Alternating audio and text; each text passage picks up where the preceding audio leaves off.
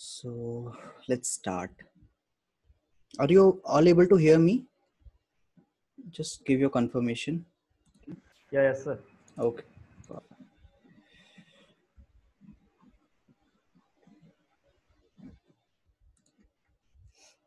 Okay.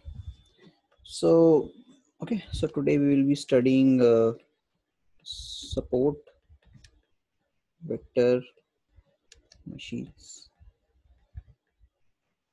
Okay. Uh, okay. So this machine learning model is basically used for okay classification. Okay.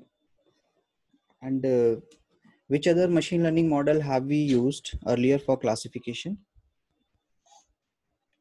Which machine learning models have we studied which do classification? Logistic regression, Yeah. And one other we have studied. KNN. Yeah, correct. Okay. So like, okay, logistic regression and KNN. Okay. Support vector is also a machine learning algorithm. Okay. That we will be using for classification. Okay. So the thing is that why are we studying different algorithms, okay, for classification?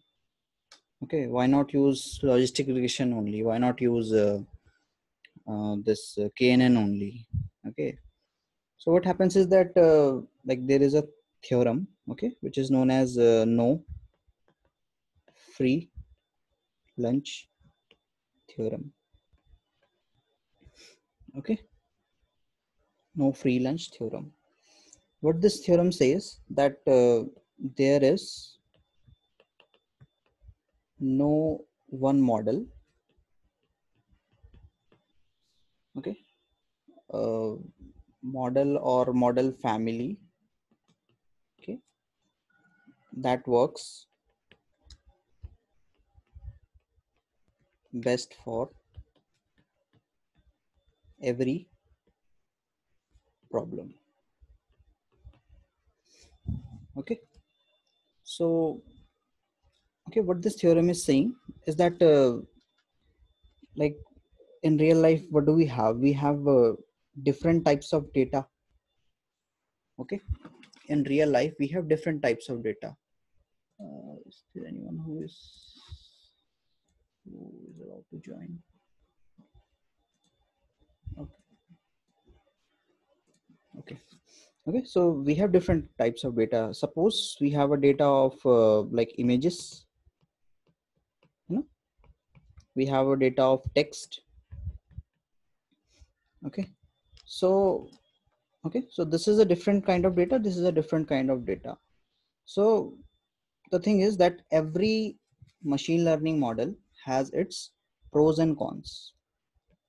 Pros and cons. Every machine learning model has its advantages and disadvantages. Okay, so based on the type of data, okay, the type of data we have, uh, we use, okay, that kind of algorithm which works best for that type of data. Okay, so like that is the reason that we are studying multiple okay machine learning models. Also, like this is the like first criteria, okay, the type of data. Okay, the the machine learning model that we will use, okay, that will depend on the type of data. Like in case of images, okay, this support vector machines works very well. Okay, so if I have a images data set, then most probably I will be using support vector machines. I will not use logistic regression or KNN. Okay, so this is one of the criteria.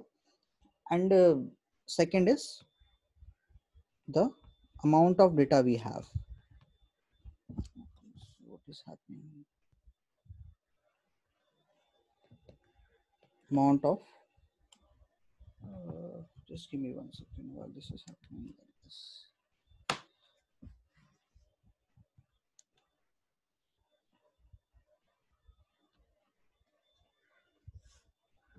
okay, amount of data. Okay, so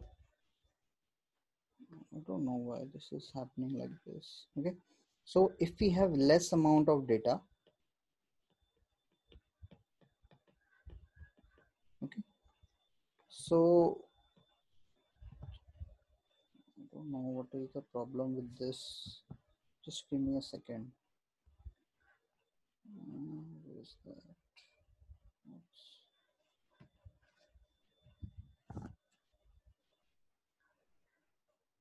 that has gone. Okay, no problem. Okay, so what I was discussing, that the amount of data that we have, amount of data. Okay, so what happens is that if the amount of data is less, okay, then there are some algorithms which works well, and if the amount of data is more, then there are some algorithms which works well. Okay, so the type of algorithm that I will be choosing, that will mainly depend on the amount of data that I have, and the uh, okay, the type of data that I have. Okay, so these are the two criterias. Now, we will discuss about the advantages of support vector machines. Okay, so like this is the reason why we are learning, okay, different machine learning algorithms. Okay, I don't know why this is happening in this. Let me try. Okay, so let's start with SVM. Okay, now. Okay, so oh my God, what is this happening?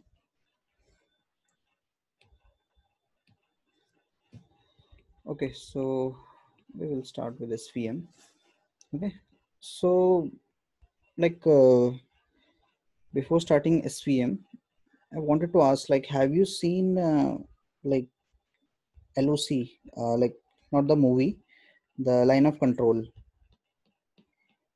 uh, like between two countries, like how that line is divided, how that line is formed. Have anyone seen the line of control?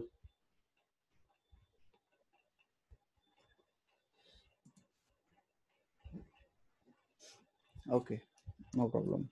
Okay, so like what happened that I went to like Darjeeling. Okay, there I saw like India, Bangladesh. Okay, Bangladesh border. Okay, so there is India Bangladesh border. So what happens that here we have India. Okay, and here we have Bangladesh. Okay, so what happens that the line of control is not like this. Okay, it's not that there is a single line, there is a single line of control, uh, okay, which will separate this India and Bangladesh. Basically what happens that there is a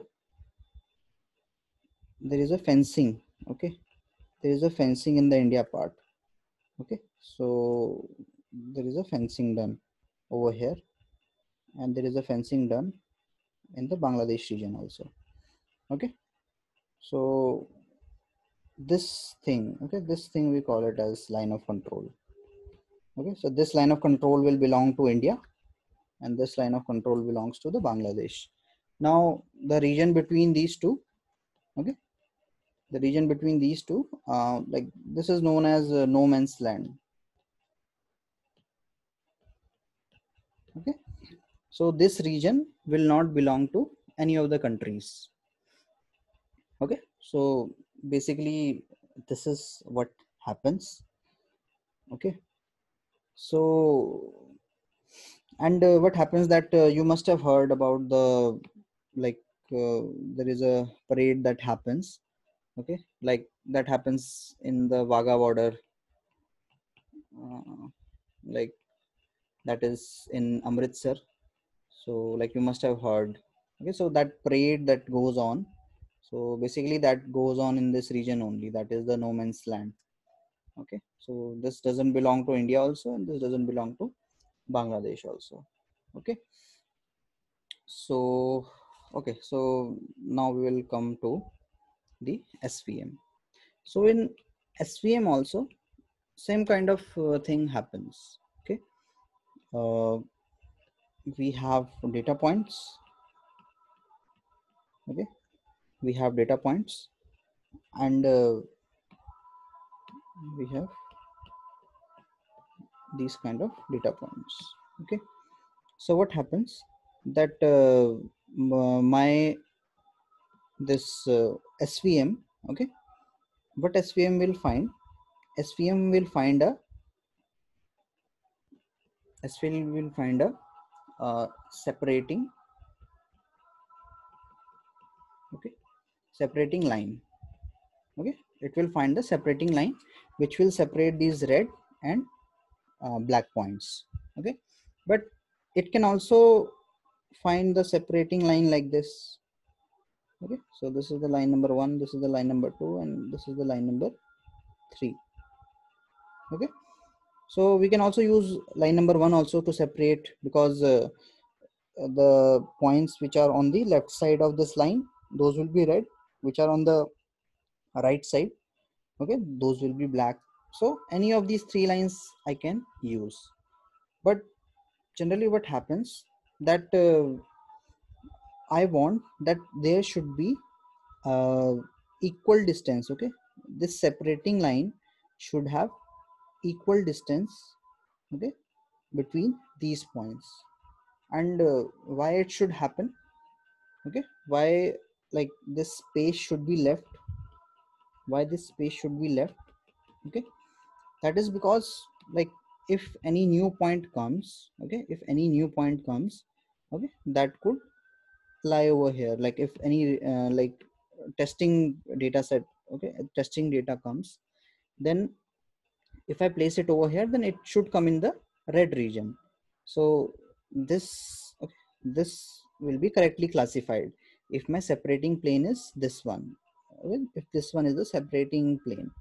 Now if I use the separating plane like this, if I use a separating plane like this, then it will give me wrong prediction for this. Okay, so basically what happens that we are trying to,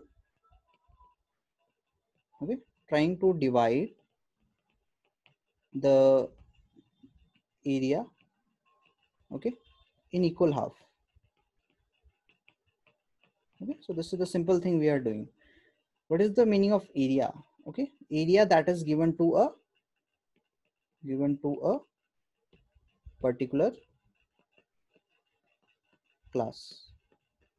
Okay, so the area of these okay, red points will be like this, will be the area. Like, okay, so this will move on. So this is the area that will be given to these red points, and these will be the area that will belong to the black points. Okay, so like basically this is the thing that we do in SVM. Okay, what I'll do, I'll create a new one. Okay, so again I'll show you, okay, how we do.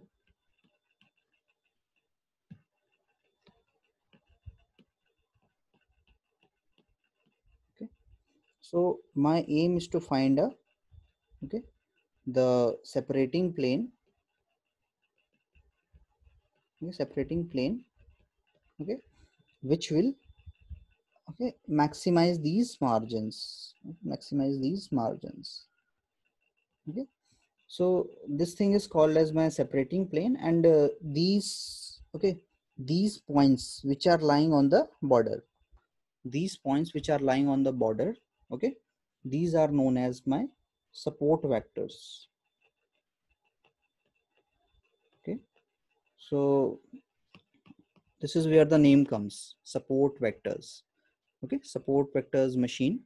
So okay, so this separating line that I have, the separating line that I have, that will depend on these support vectors. Okay, these support vectors. Now, can you tell me how will this separating plane depend on the support vectors? How will this separating plane, how is it depending on this support vectors? Any guess?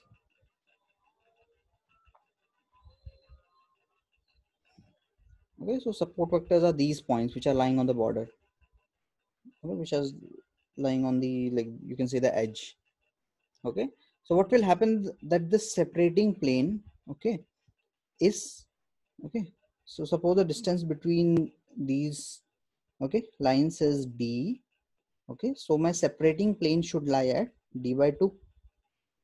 Okay, exactly in the middle it should lie. Okay, so that is why the separating plane will depend on my these support vectors that I have. Okay, so like this is the way this linear this support vector machines, okay, uh, okay, creates a separating plane. Now I'm not going into the mathematics of this because like that will be a very long topic. Okay, so see, there are two constraints. Okay, there are two constraints, okay, which needs to be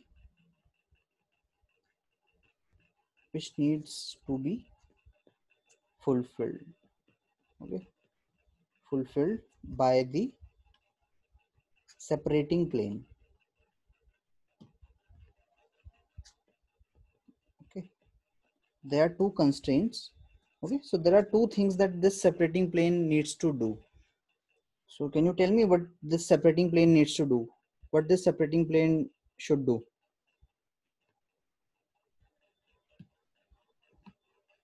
Okay, so it should be able to, okay, able to, okay, correctly,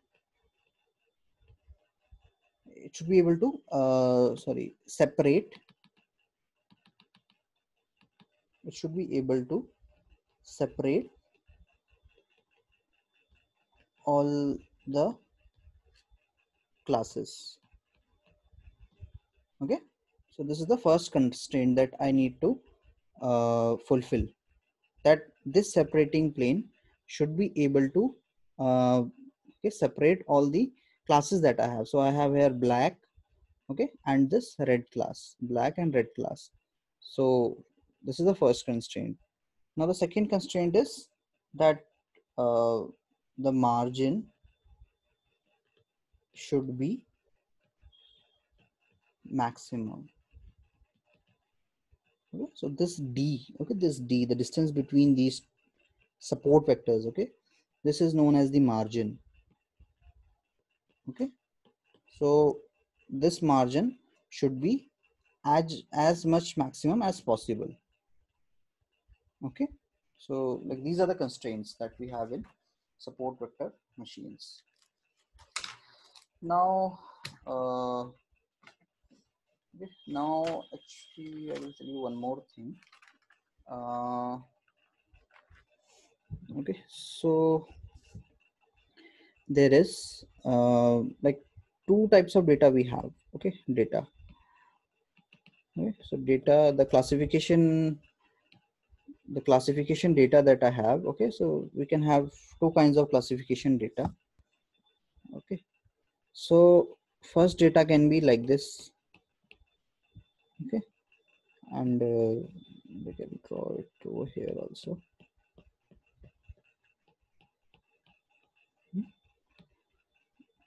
Okay, and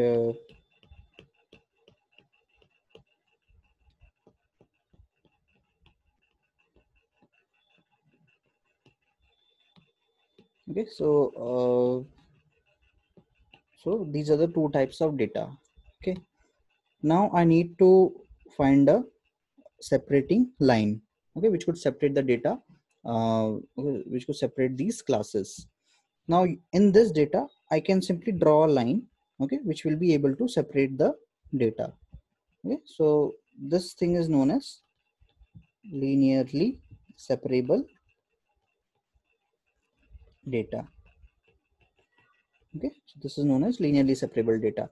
And this second can I draw a line in this which will be able to differentiate, divide them into different classes? No, Can I no, draw sir. a line in this? No, no. Correct. Okay, so line here is not possible. So what we need to do, we need to draw a curve. Okay, so this thing is known as non-linearly separable data.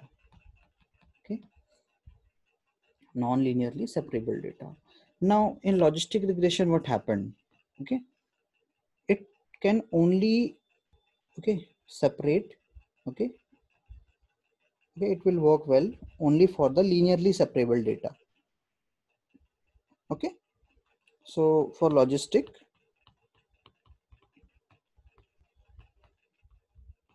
okay, it will only work well for linearly separable data. It will not work, okay, in case of non-linearly separable data. In this, okay, what logistic regression will do, logistic regression will try to find a line.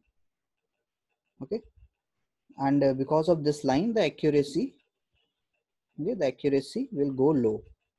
Okay, but this problem, okay, of non-linearly separable data, okay, this problem, okay, can be okay, is handled in the SVMs.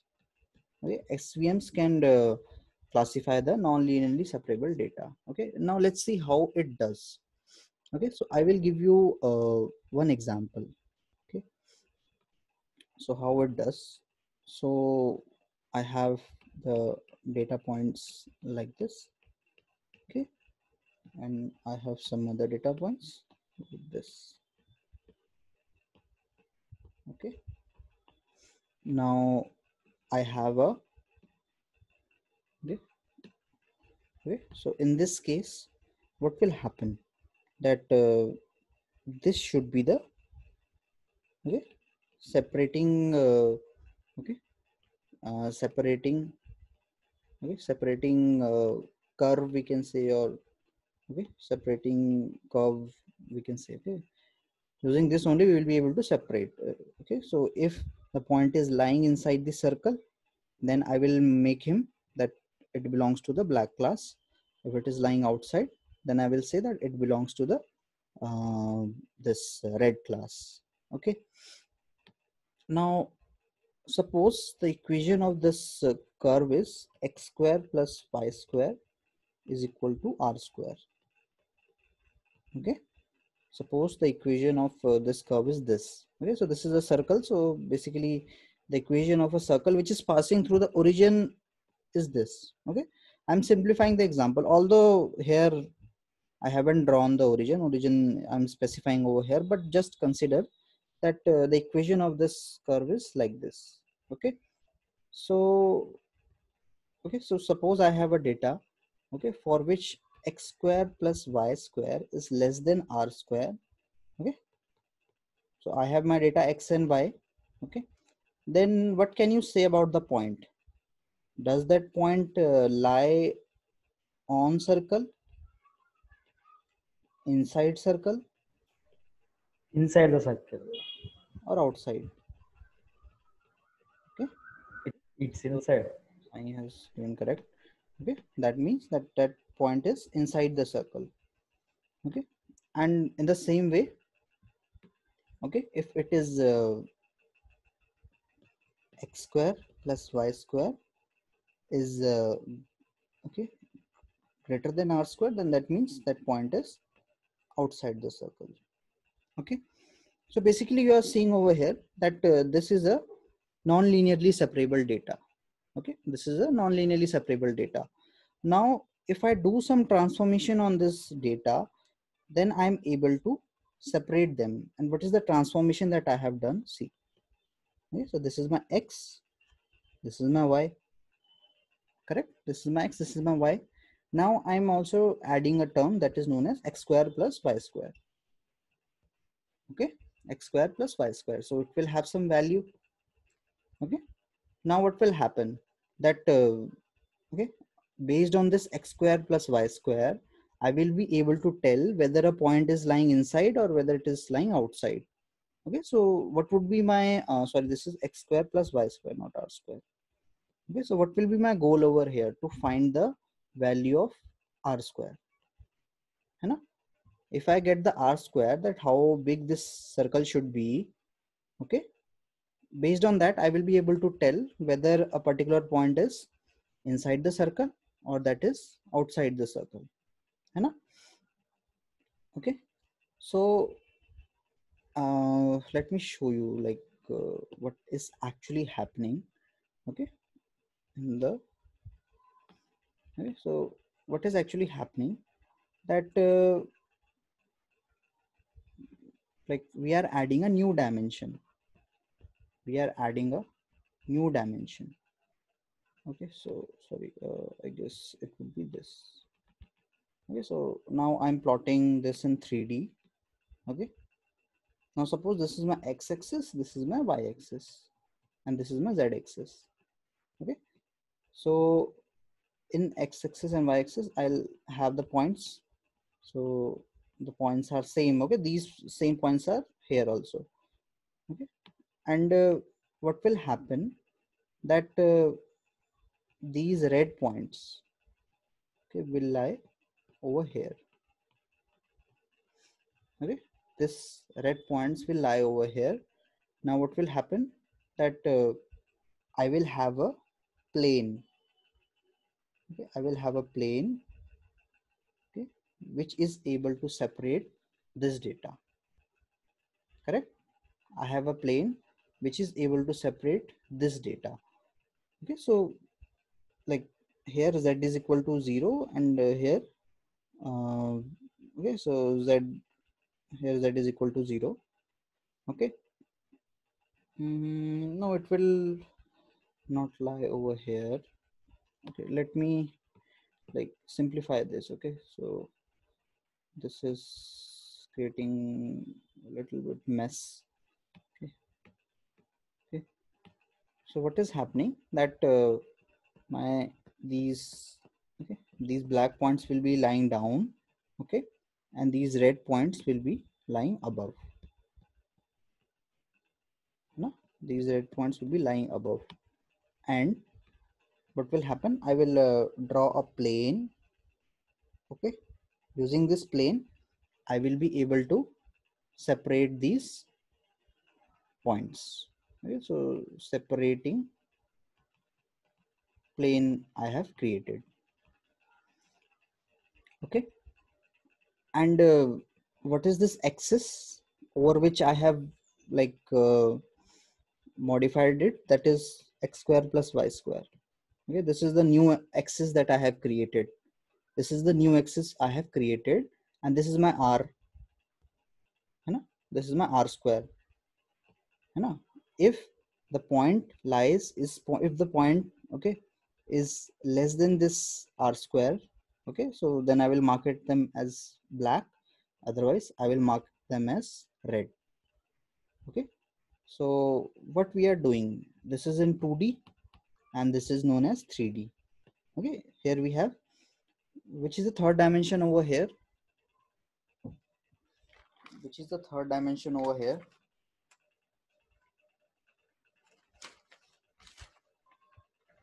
See, x and y, okay, x and y dimension so I already have, na? What I did, I created another dimension, that is x square plus y square. Okay, now x square plus y square, if it is greater, okay, then that means it is red. If it is smaller, then it is black. Okay, so this is the new axis that I have created. What I have done, I have increased the number of features now. Okay, earlier I was having x and y only. Here what I did, I have a new feature which is x, y, and x square plus y square. Okay, so like this is the way. Okay, SVM is able to differentiate. Okay, is able to like create a the separate the classes. Okay, and this thing, okay, taking my data into higher dimensions, okay, taking my data into higher dimensions, that is known as kernel trick. Okay, so taking the data into higher dimensions. Okay, and why I'm taking my data to higher dimensions, like why I'm increasing the number of features.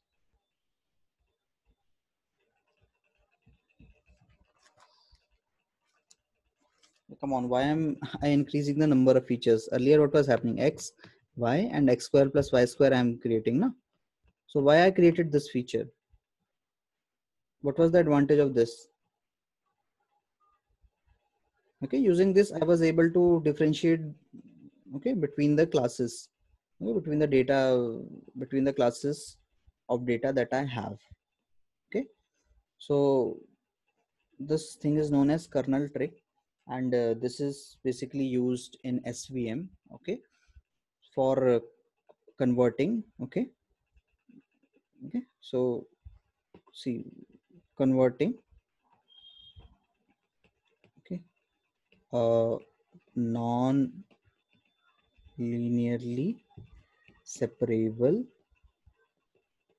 data into separable data, okay, by using kernel trick. Okay, so this is the step that is done in the SVMs. Okay, and what is the kernel trick? Taking the data into higher dimensions, okay, so that we are able to separate my data into different classes. Okay, so let's see what are the different type of kernels that we have. Okay, different type of kernels that we have. So the first kernel that we have is linear kernel. Okay, so first kernel is linear kernel. Like these are the SVM kernels that I have. Okay, so what happens that we write it like this: k of xi xj equal to xi into xj. Okay, so this is my linear kernel. Okay, and like what is the meaning of this kernel? Okay, it is known as the, like it is known as the similarity function. Okay, it is basically used to find the similarity between any two data points.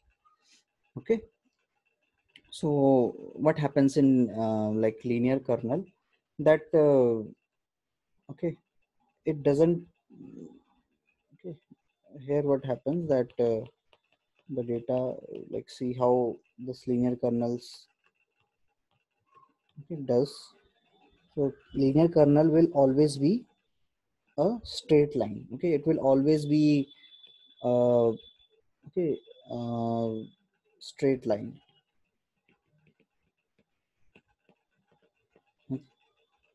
And these will be my, okay, these will be my separating, okay, these will be my like support vectors. Okay, these will be my support vectors over here.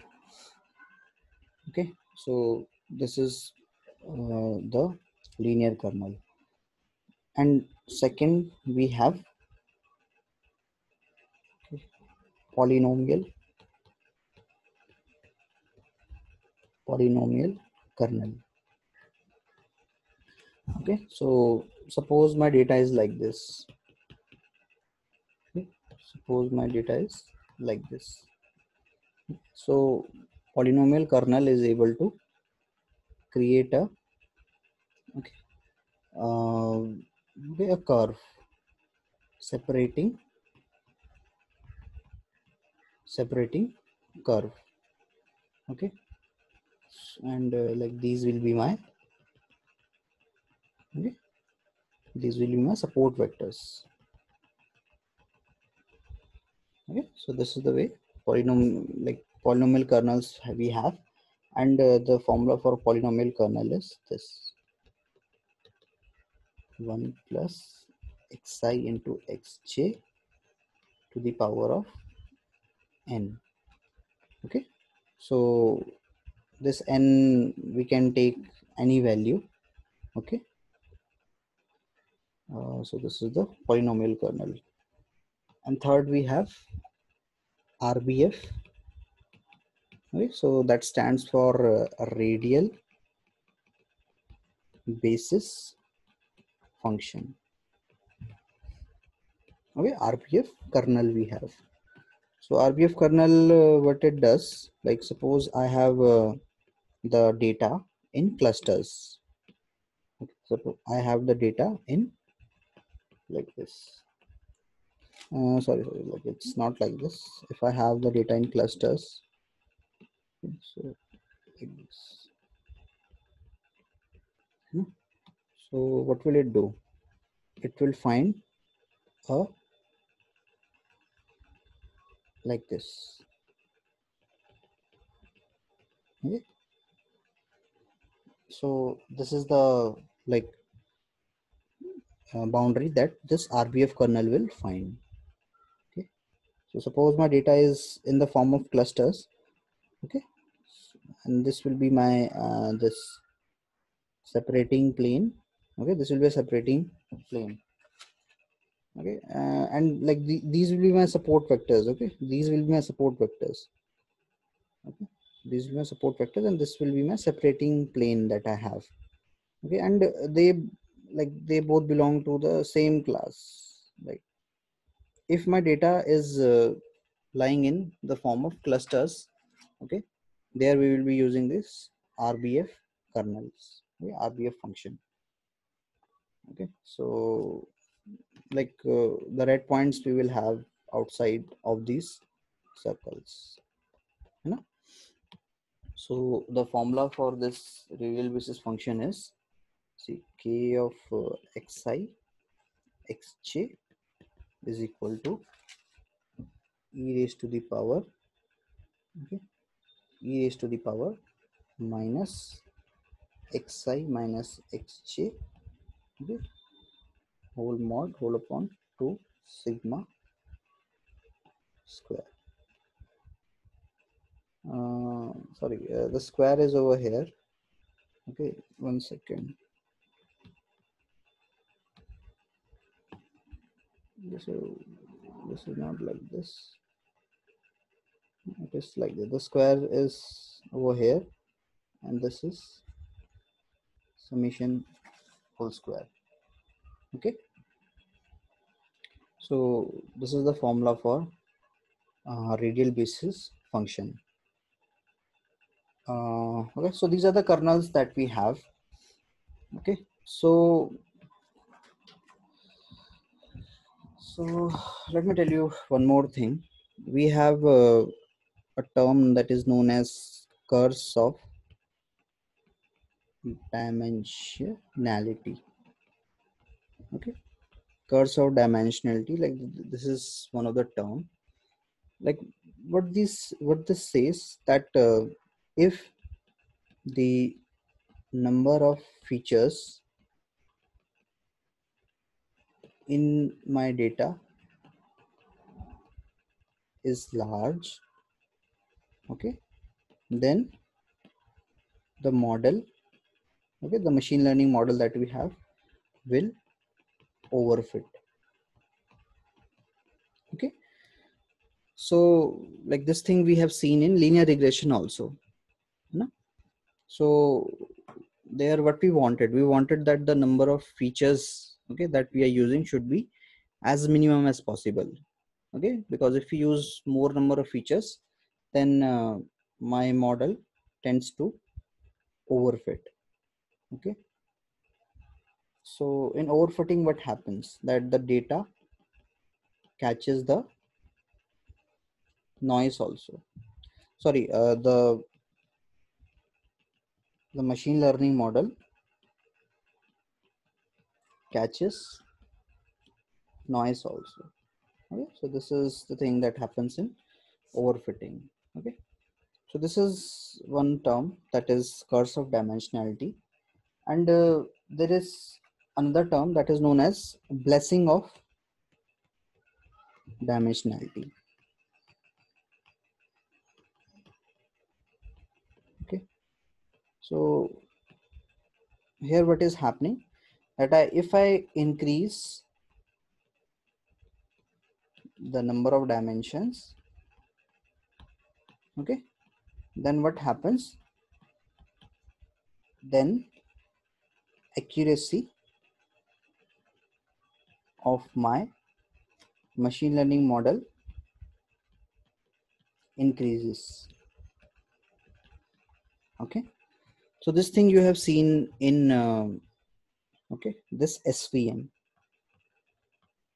Okay, this we have seen in SVM. What SVM was doing, SVM was adding a new feature, that was x square plus y square. This feature SVM was adding, and using this feature, okay, it was able to separate the data very well. Okay, so here what is happening, that due to the increase in the number of dimension, the accuracy of the model is increasing. So that is known as the blessing of dimensionality. But this thing is applicable for like SVM also only. Okay, like this statement is okay, true in case of SVMs only. In real life, like this is true. Okay, this is true. We want the number of features in my data to be as minimum as possible. Okay, so like this is the thing um, that is there in SVM. Now we will see a small case study of SVM. Okay, and like how it does. Okay, so basically what I have done, that I have used the same case study that I used in logistic regression. There what I did, that I had the faces. Okay, I had the faces, and okay, these faces were depicting a particular like expression. Okay, so here you can see that this girl is little bit like angry or sad, we can say. Okay, so there were different images of the students, and okay, there was a label corresponding to them. Okay, there was a label corresponding to them. So like in this case, okay, so like this part I have already explained you how like I have done. Okay, so the new thing that I want to tell you over here, that for SVM it is required that I need to standardize my data. Okay, so like do you remember like what is this standardization, what is the meaning of standardization?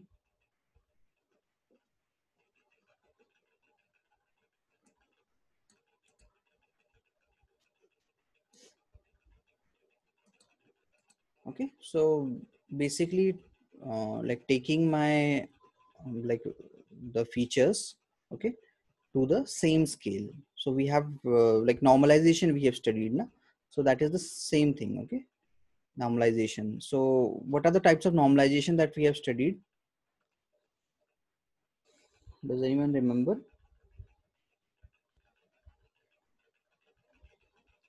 Please tell. Anybody remember what is the like normalization, types of normalization that we have studied? Okay, so like basically we have studied min-max normalization, you know, and z-score normalization.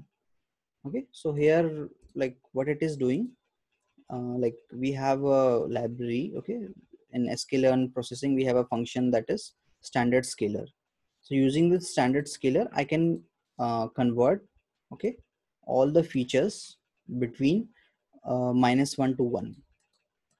Okay, I can convert them between -1 to 1. So like that is how we will convert this data. And what we will do that here the target variable, okay, the target feature that I have, okay, that is in the form of like these strings, you know? So I need to convert them, into numbers. Okay, I need to convert them into numbers. So for that I'm using this label encoder class over here.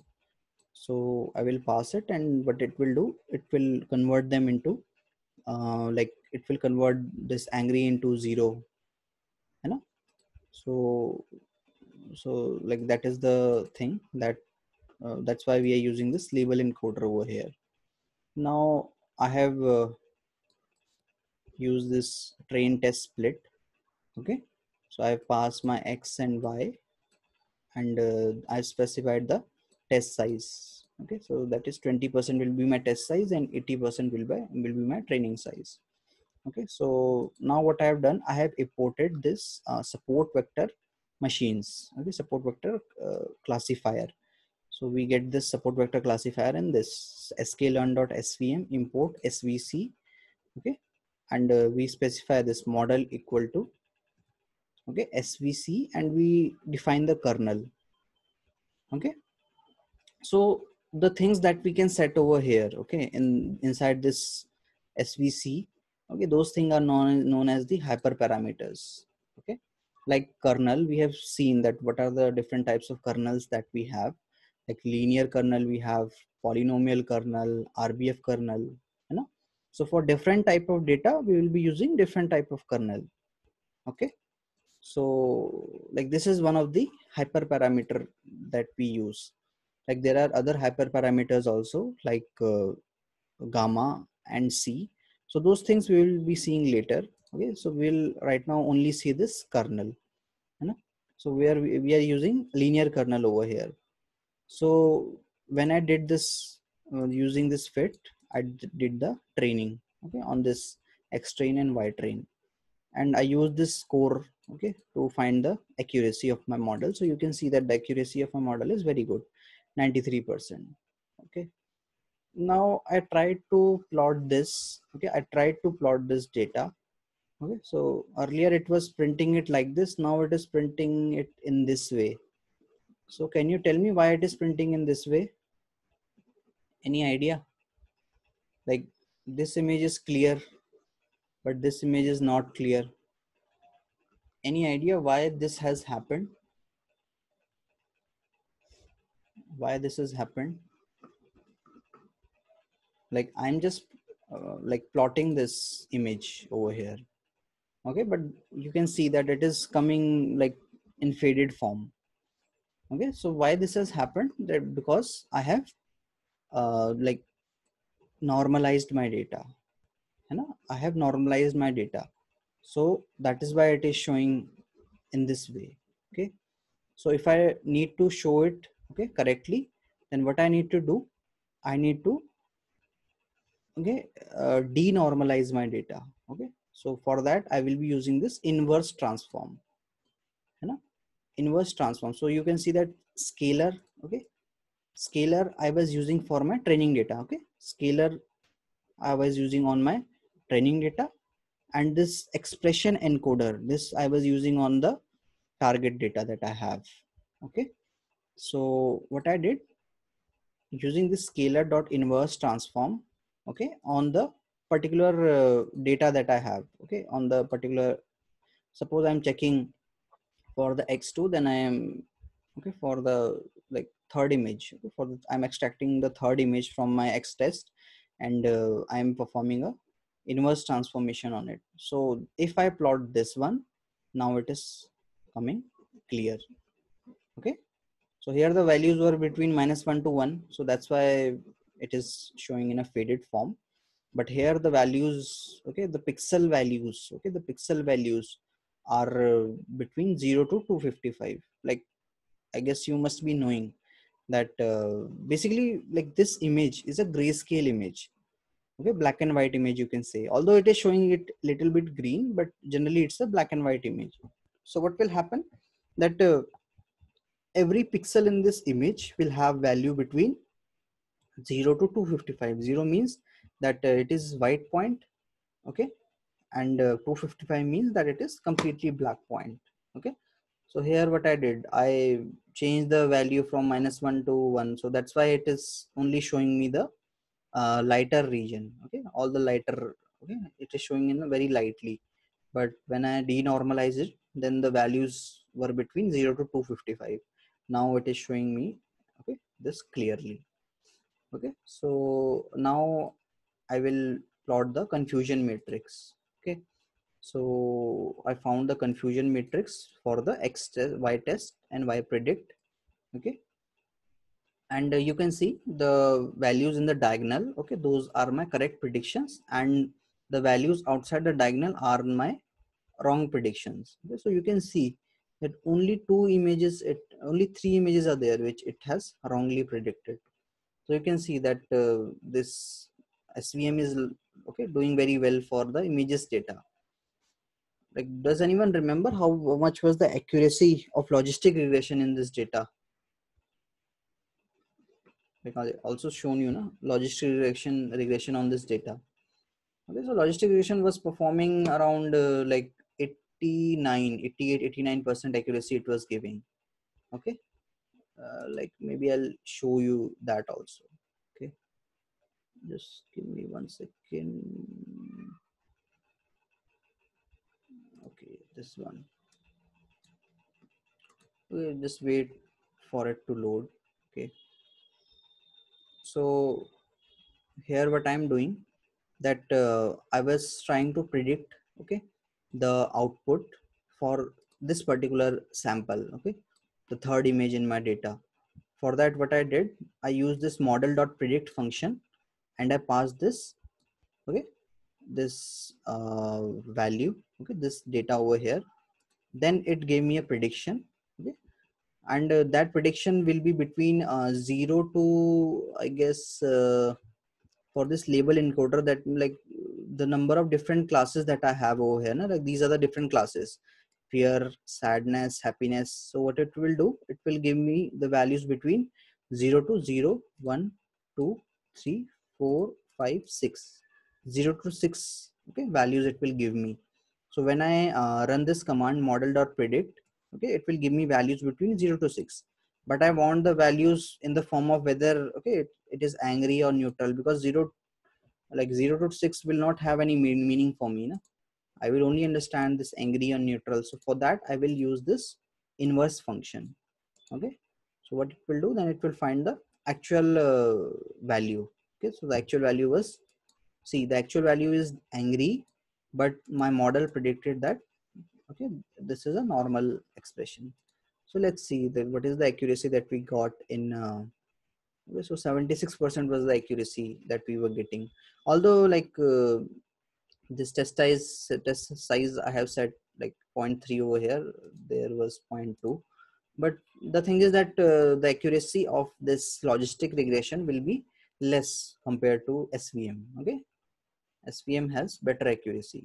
So like logistic regression will not be able to give accuracy like that much good, okay, which this SVM can do. Okay, so let's see that what were the images that were wrongly classified. Okay, so like this is the code, like I have already explained you know. If you face any problem in understanding the code, then tell me, okay, I will explain everything in this. So let's see what are the wrong predictions that it has done. So you can see that this prediction here, it predicted to be disgust, but in actual it is angry. But for us also it is quite difficult to figure out whether this person is angry or feeling disgust.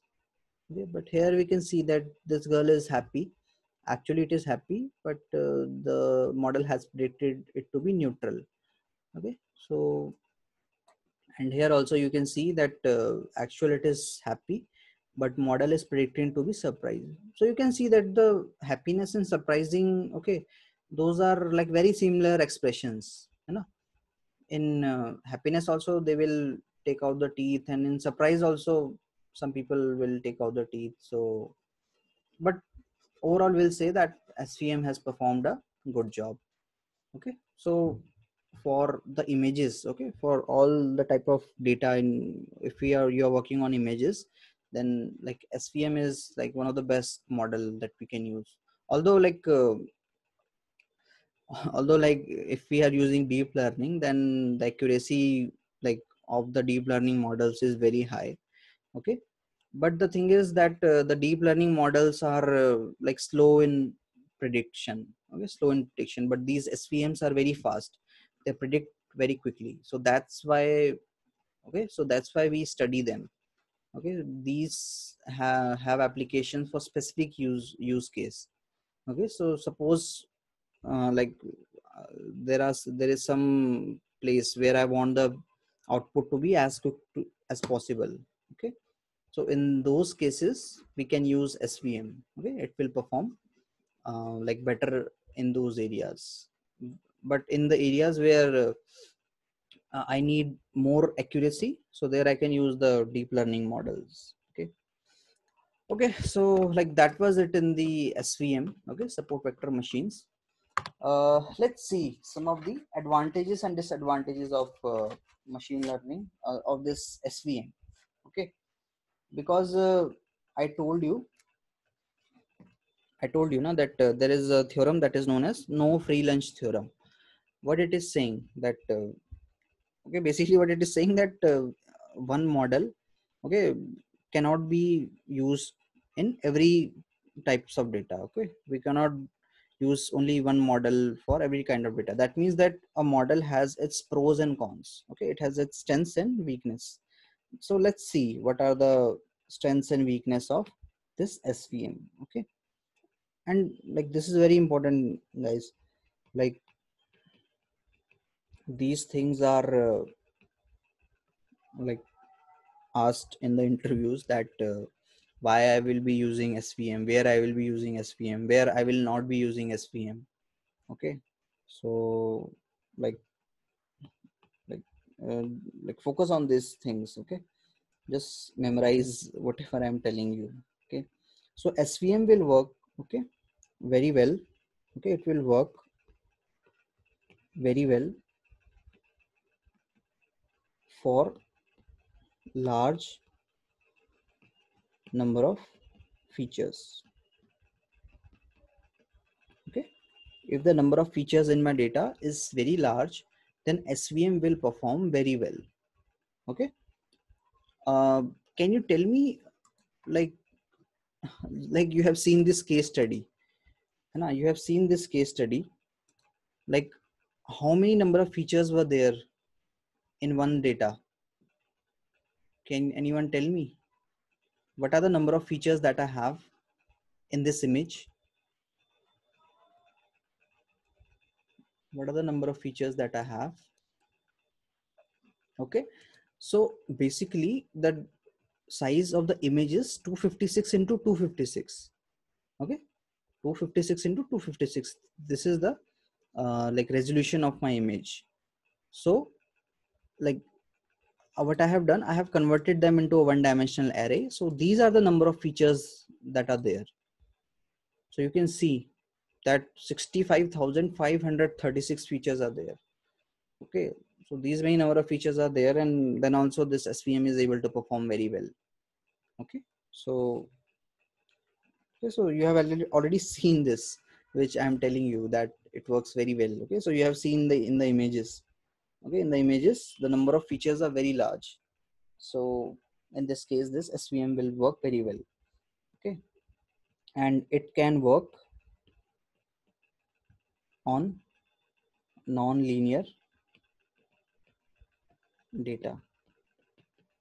Okay, so you have seen that it can work on non-linear data, but like what it does that it doesn't, okay, it doesn't create a hypersurface. Okay, it doesn't create a hypersurface it create hyperplane. Okay, okay, it doesn't create hypersurface, it create hyperplane. Now, like, what is the difference between hypersurface and hyperplane? Can anyone tell me? Okay, so basically what happens that suppose my data is like this. Okay, if I'm drawing a curve like this, okay, this curve, okay, this curve, I will call it as hypersurface. Okay, because this curve is not straight. Okay, if it would have been straight, okay, then I will call it a hyperplane. Okay, and why we are using hyperplane? Like, there can be n number of dimensions. Okay, in there can be n number of dimensions, so that's why we are calling it as hyperplane, you know. Like, if the number of dimensions are 3, okay, then my this hyperplane will look like this. Okay, my hyperplane will look like this. But how will my hypersurface look? Hypersurface would be like this, that see, suppose the data is like this and I have some data over here. Okay, so if I'm creating a surface like this, okay, so this is a surface. Okay, so this is not straight. Okay, this is a curved, okay, curved plane we have. Okay, so this I will call it as a hyperplane. Okay, so okay, so this will SVM will work on non-linear data also. Okay, and the last thing is that it will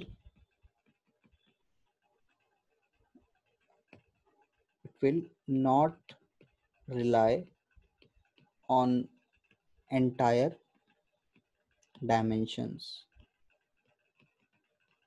Okay, it will not rely on entire dimensions. It will rely on only rely on support vectors. Okay, once I got the support vectors, like I told you, so once I get the support vectors,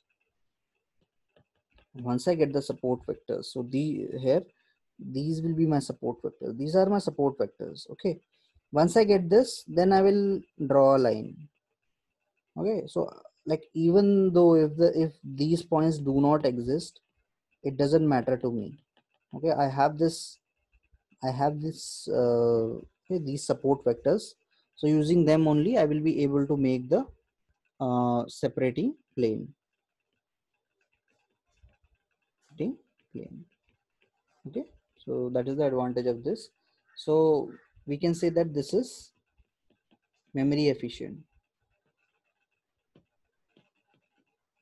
Okay, why this is memory efficient? Because it is only relying on the support vectors. Okay, so one more advantage of this is that support vector machine, that if the data is less, if data is less also, okay, then okay, then also SVM will work well. Okay, so this is one of the advantage of my SVM. Okay, so these were the advantages, and let's see some disadvantages.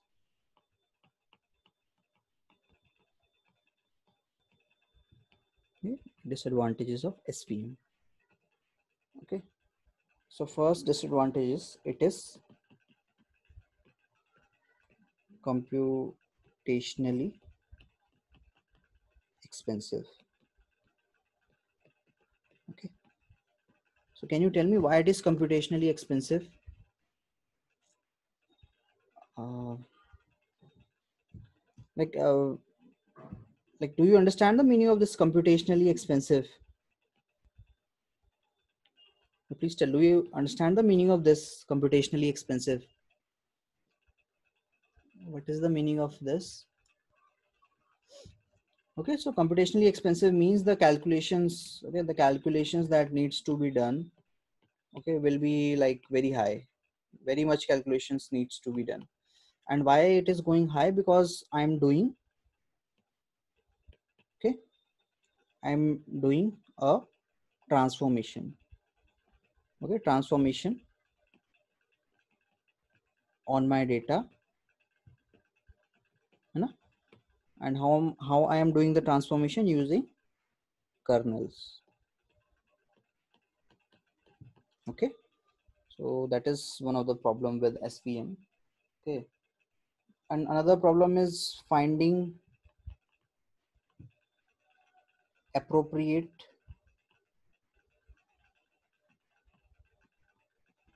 kernel, okay, is difficult.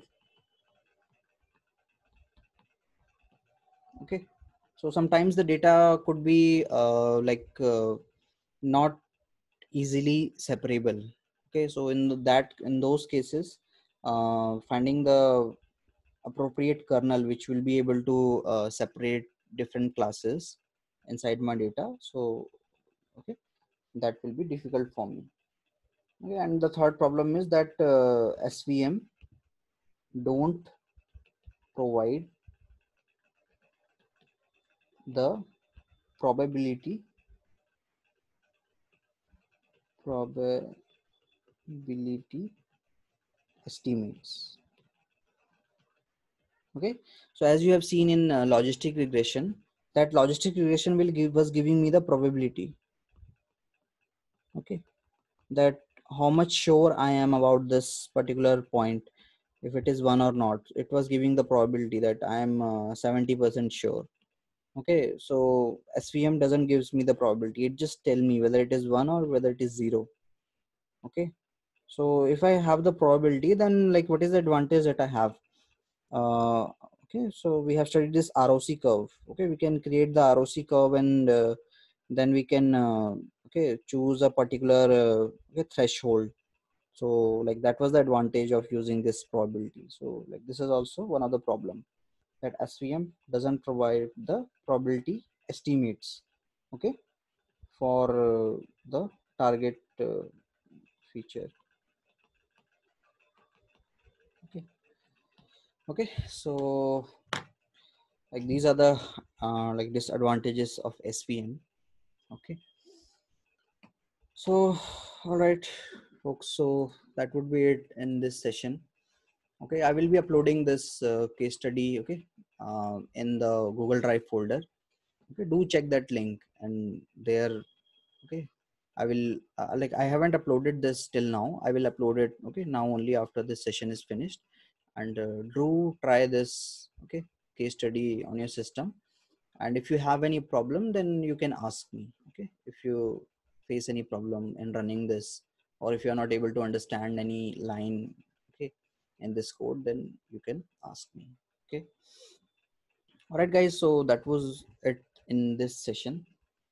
uh, like if you have any questions, like, then you can ask me if you have any question. All right, okay, so uh, we will be ending, okay, today's session. So thank you all for participating, and bye bye everyone. See you tomorrow.